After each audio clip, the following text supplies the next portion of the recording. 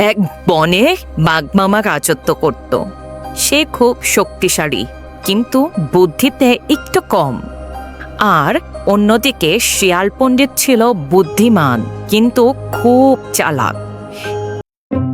শেয়াল পণ্ডিত বনে যায়, বড় বড় কথা কয়। শেয়াল পণ্ডিত বনে থাকে, চালাকিতে সবার আগে। একদিন বাঘমামা শিয়ালকে ডাকলো। শিয়াল পণ্ডিত, শিয়াল পণ্ডিত, কোথায় তুমি? এদিকে এসো। আরে, বাঘ মামা আমায় ডাকছে না?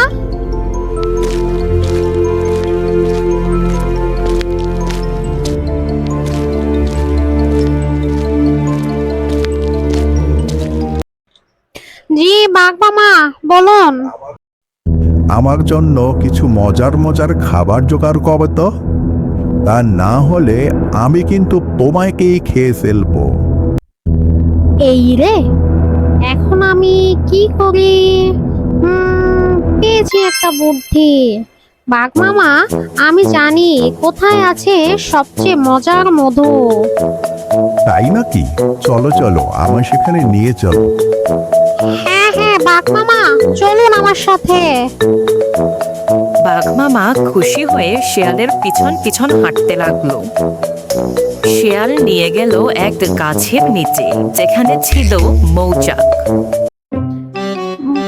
বাঘ মামা, দেখুন কি সুন্দর মধু। বাহ, কি সুন্দর মধু!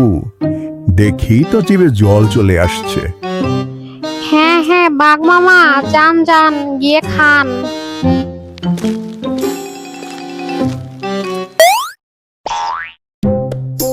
ওরে বাবা রে, আমি মরে গেলাম রে, বাঁচাও।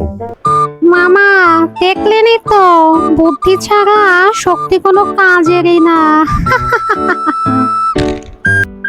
Thanks for watching. ভিডিওটি ভালো লাগলে লাইক, কমেন্ট এবং শেয়ার করবেন। নতুন নতুন ভিডিও পেতে চ্যানেলটি সাবস্ক্রাইব করবেন।